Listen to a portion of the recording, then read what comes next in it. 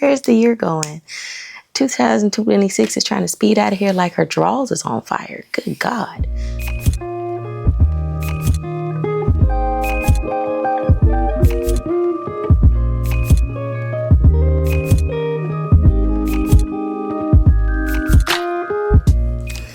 What up, Search fam? Sade here. Welcome back to the channel. If you are new, my name is Sade. I'm out here curating and co-creating a cool ass life, and we're talking about books and why the end of the year is so fastly approaching us. Now, whether this is your first time coming across my little corner of the internet, or you keep coming back, have not subscribed, I'm going to invite you to become part of my internet family and to hit the subscribe button, turn on the notification bell, be made aware of when I post, which is usually on the weekends. Now, I know I wasn't here last week because, child, I've had a long summer so far, and in a good way mostly, but getting back to Detroit was a mess, and I didn't have it in me trying to get myself back onto my schedule. But here we is here, and we're doing a mid-year book tag because, child, it's end of July almost. Yeah, it's end of July. And what? Where's the year going? 2026 is trying to speed out of here like her drawers is on fire. Good God. All right. I'm not going to belabor the point. We're going to be in. So, firstly, I'll also post the questions here. You know how it goes. Best book you've read so far.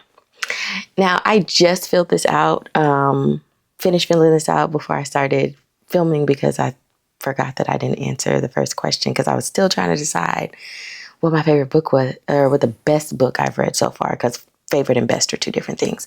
But I think the best book I've read so far, and my criteria for best is like a book that had me stunned and I cannot stop thinking about.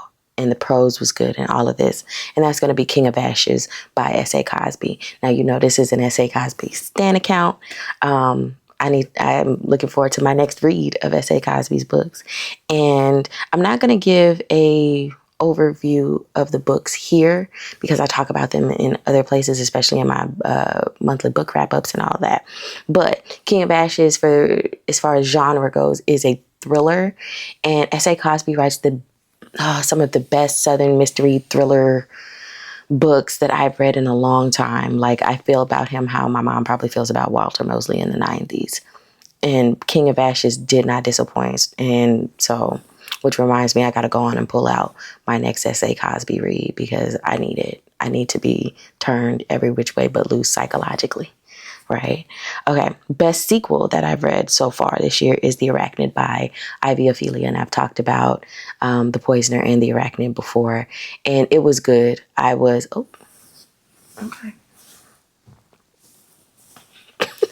I've talked about The Poisoner and The Arachnid before. They're so good and so interesting. These are period books because they're written in like 19th century Britain in New York. And oh my gosh, yeah. And their relationship they are a mess, child. They are a mess. And it's spiraling out of control. So I'm very much looking forward to the third book, which probably comes out like next year. New release that you haven't read but want to. There's Only One Sin in Hollywood. And this is also like a murder mystery that also deals with queerness in Hollywood. And yeah, that was one of the ones that I was looking forward to releasing, and I can't wait to read it. Most anticipated release for the rest of the year. I Punched an Alien ended up in Couples Therapy by Kimberly Lemming. We know that I'm a Kimberly Lemming stan, and this is the second book in her second series, which I don't remember the name of, but it's Aliens. And the first book was absolutely insane.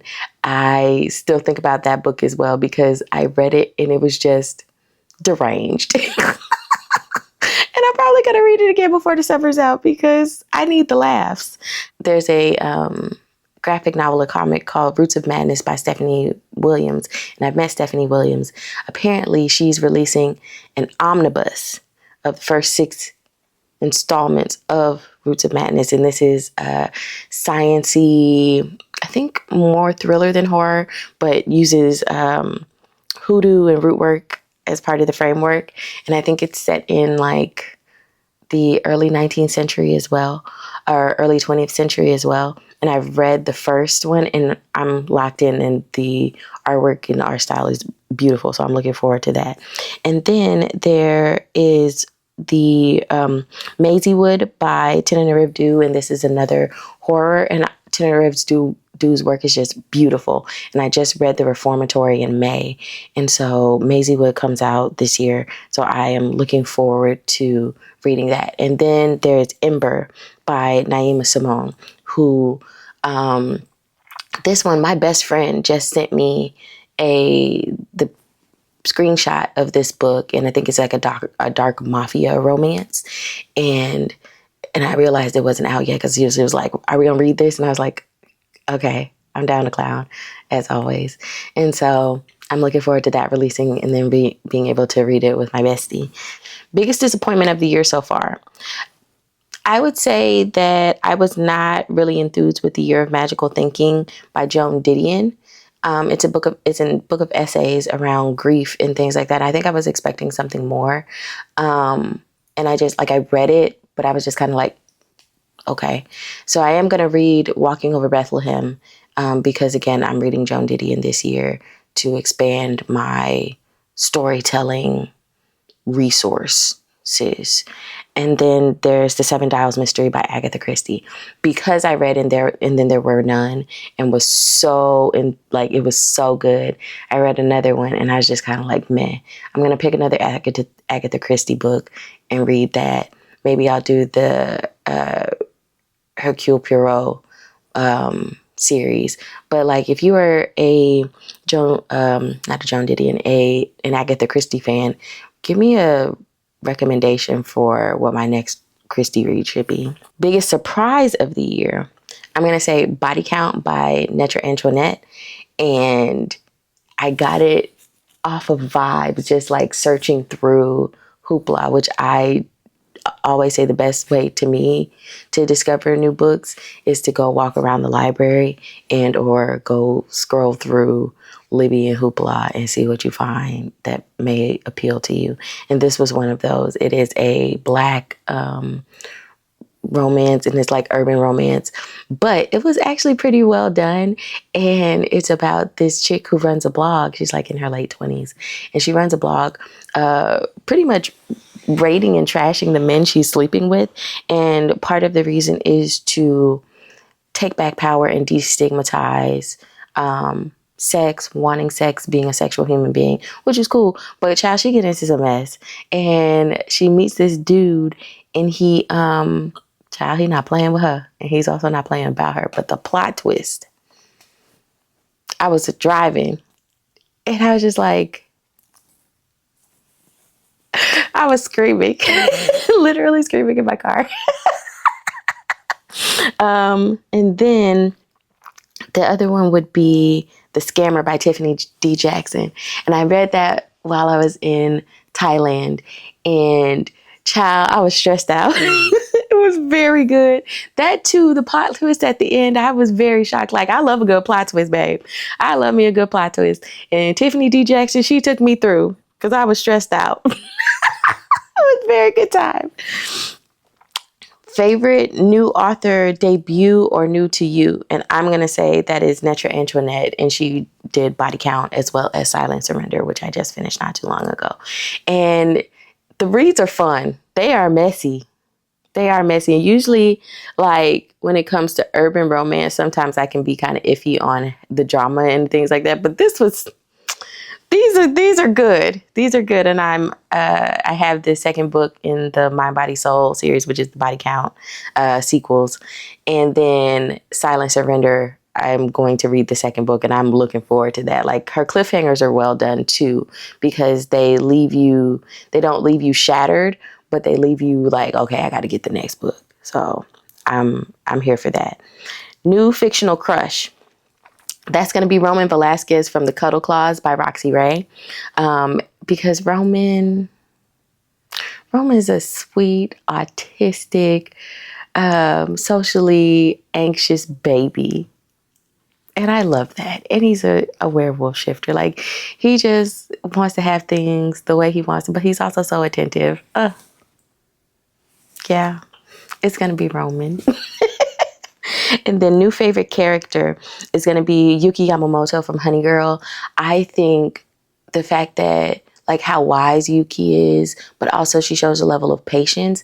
And I love her radio show and how she opens and she's like, hey, like lonely creatures. And she calls the main character Honey Girl. It's just, yeah, Yuki. Book that made you cry. Oh, okay. So I got a few. One is On Earth We Are Briefly Gorgeous by Ocean Bong. That was one. It's just, I've talked about it before. It'll probably be on my top 10 for the year because it's just beautifully written. It's so beautifully written. And there are parts, especially when he's talking about his grandmother and things like that, where I just, tears. So good, so heart-wrenching. Also, Madness by Antonia Hilton. And this one was making me cry for a whole different reason.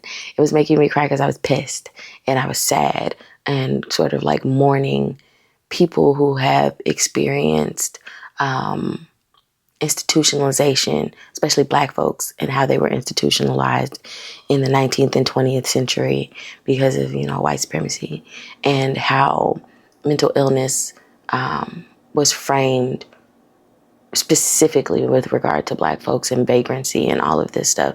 So yeah, I cried a lot. Like, I just would be in the car sobbing on my way to work listening to this one. And then finally, Burned Down Master's House for similar reasons, because I would just be so angry and I would be walking and crying because I read it there while I took my walks. Books that made you happy. The Missed Connection. I was giggling and kicking my feet. Reading The Missed Connection by Tia Williams. It was so good. I enjoyed that so much. And so I'm going to read, because I've read three Tia Williams books so far, because I read that one, Audrey and Bash Are Just Friends, and A Love Song for Ricky Wilde, which y'all know I adore A Love Song for Ricky Wilde. So now I think I'm going to pick up The Perfect Find next. So I'm looking forward to that. And then, what books do you still have to read for the end of the year? I have to finish Just Above My Head by James Baldwin. I don't know where my copy is, but I got to finish that one. Y'all know I've been trying to read it all year. The mood reading sometimes can be a drag, but here we are.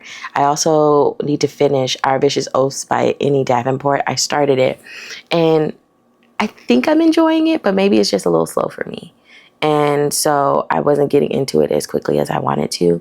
But I'm going to pick it back up. I have it in my hoopla, and I'm going to finish reading it. And then Necropolitics by Chile and Bembe. Because, you know me, you got to balance your smutty little books with some stuff of substance. And we know I'm a researcher. So, like, I am partially reading Necropolitics for my own knowledge, because in these days and time, knowledge is something you need, but also to see if it sort of helps with some of the things that I'm thinking through. We made it, child. Bless God. And so let me know, what do you still have to read before the end of the year? And as always, friends, don't forget to like, comment, subscribe, tell a friend about the channel. I'll see you in the next one. Bye.